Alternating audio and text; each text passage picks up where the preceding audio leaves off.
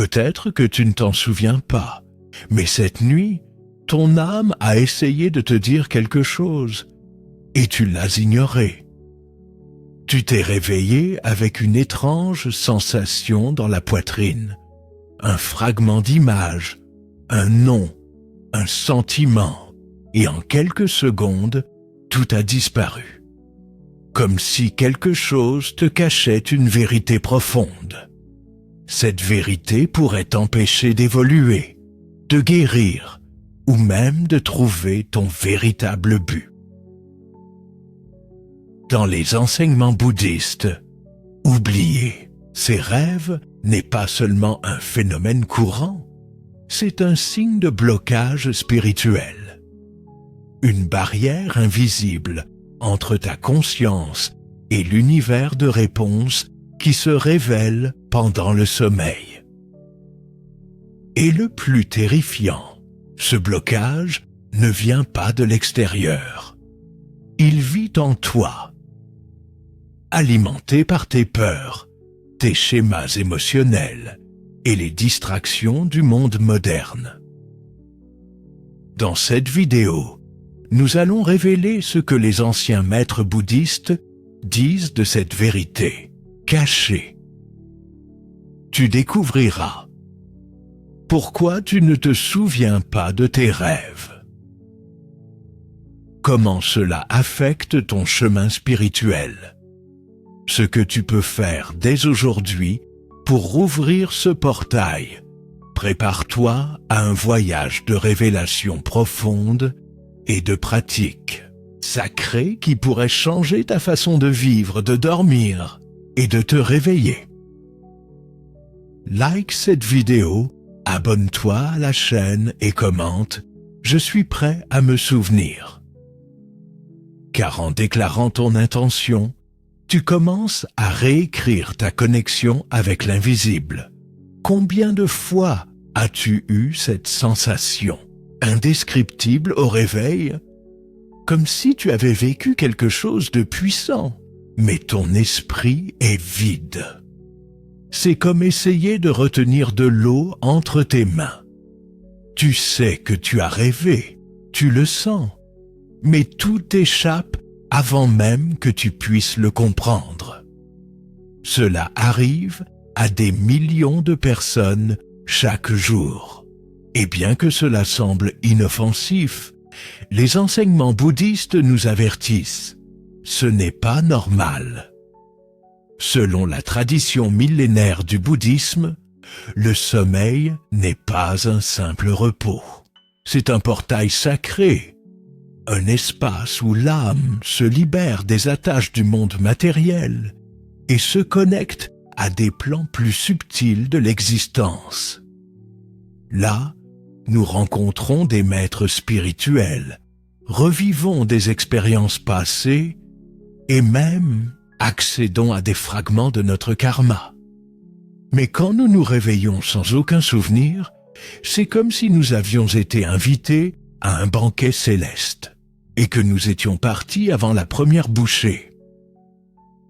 La science moderne essaie d'expliquer cet oubli avec des théories sur le cerveau, comme la consolidation de la mémoire ou le sommeil paradoxal. Mais le bouddhisme offre une réponse plus spirituelle et plus troublante. Il y a quelque chose en nous qui empêche le souvenir. Ce quelque chose peut être un schéma de pensée négative, une émotion non résolue, une résistance inconsciente à la vérité que le rêve essayait de révéler. Parce que oui, les rêves n'apportent pas toujours du réconfort. Parfois, ils montrent ce que nous refusons de voir, et notre ego, qui a peur de perdre le contrôle, efface ses souvenirs dès le réveil. La question qui reste est, qu'évites-tu de te rappeler? Et surtout, es-tu prêt à te souvenir? Dans les enseignements les plus profonds du bouddhisme, il y a une idée dérangeante. Oublier ses rêves n'est pas un hasard.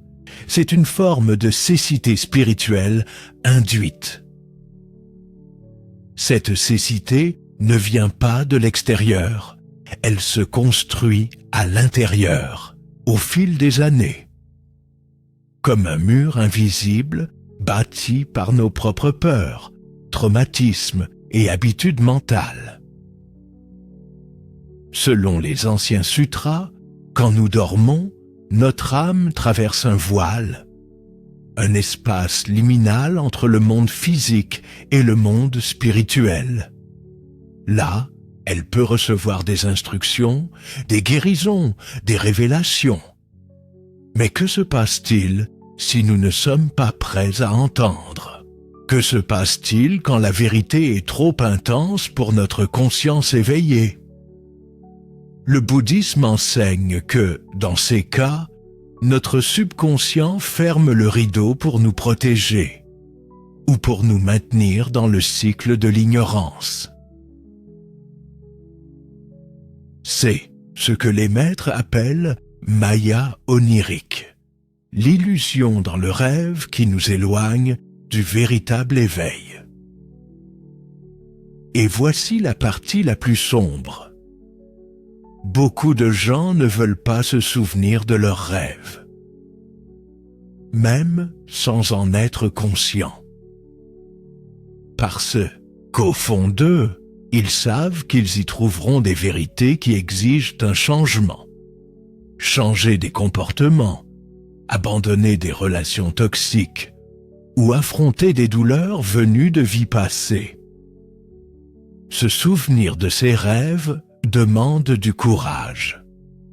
Le courage de voir ce qui est caché. Le courage d'affronter l'ombre qui vit en nous. Et le bouddhisme ne romantise pas cela. Au contraire, il enseigne que c'est l'une des étapes les plus difficiles du chemin spirituel. Affronter ce que tu préférerais laisser endormi en toi. Mais c'est là que réside le vrai pouvoir. Parce que chaque rêve oublié est une clé jetée, et chaque rêve dont tu te souviens, même confus, symbolique ou effrayant, est une opportunité de libération. Es-tu prêt à récupérer ces clés? 1. L'appel nocturne de l'âme. Cette nuit, pendant que ton corps était immobile, ton âme a crié, et tu l'as ignoré. Le rêve n'est pas un hasard. C'est une rencontre organisée entre toi et les parties les plus profondes de ton être. Ton subconscient est un jardin. Les rêves en sont les fleurs cachées. Si tu ne les arroses pas, en les écoutant, elles fanent. 2. La science vs la sagesse ancienne. La science dit que les rêves sont des déchets neuronaux. Les maîtres bouddhistes disent que ce sont des messages cryptés de l'univers. cerveau vs l'âme. La science étudie le comment, mécanisme du sommeil. Le bouddhisme révèle le pourquoi, la mission spirituelle des rêves. Le sommeil paradoxal n'est qu'un véhicule, comme une voiture qui transporte ton âme vers d'autres réalités. 3. Les 3 types de rêves, selon le bouddhisme tibétain. Rêve karmique, scénario répétitif lié à des vies passées ou des dettes spirituelles. Exemple, toujours rêver de tomber, qui peur ancestrale de l'échec. Rêve prophétique, message sur ton futur, souvent symbolique. Exemple, voir une rivière, crue. Un changement radical approche. Rêve de guérison. Ton âme se répare elle-même. Exemple, rêver d'un ancien amour. Libération d'une blessure non résolue. 4. le secret des rêveurs éveillés. Certains moines tibétains pratiquent le yoga du rêve. Et toi, tu ne te souviens même pas de tes rêves? Ils contrôlent leurs rêves comme un pianiste contrôle ses notes. Ils posent des questions à leur subconscient avant de dormir. Ils reconnaissent les signes de rêve comme des mains qui passent à travers les murs. Pourquoi est-ce important? Parce que mourir en rêve, renaissance spirituelle dans certaines traditions. 5. Les cristaux oniriques, des outils oubliés. Les anciens plaçaient des pierres sous leur oreiller pour voyager. Plus loin, amathyste amplifie les rêves prophétiques. Lapis lazuli active la mémoire des vies antérieures. Quartz rose appelle des rêves de réconciliation amoureuse. Un rituel simple, tenir la pierre 5 mines avant de dormir en répétant « Je me souviens ». 6. La théorie choquante. Et si tu ne rêvais pas seul?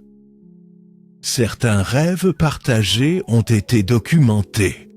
Et si quelqu'un visitait tes rêves sans que tu le saches? Les rencontres oniriques, des âmes proches, vivantes ou décédées, peuvent t'y rejoindre. Les rêves collectifs. Dans certaines tribus, les chamans rêvent ensemble pour résoudre des problèmes communs. 7. L'exercice interdit pour se souvenir de tous ses rêves. Les moines bouddhistes utilisent cette technique, mais elle est si puissante qu'elle peut réveiller des traumatismes refoulés. Boire 3 gorgées d'eau avant de dormir symbolise le flux de la mémoire. Mettre un carnet plus stylo sous l'oreiller. Ancrage physique de l'intention. Au réveil, rester immobile, les souvenirs s'effacent dès que tu bouges. Avertissement, cela peut déclencher des souvenirs douloureux, à utiliser avec prudence. 8. La connexion lune-rêve, ce que personne ne te dit. Les phases lunaires influencent tes rêves comme elles influencent les marées. Nouvelle lune, rêve sombre, lié à l'inconscient profond.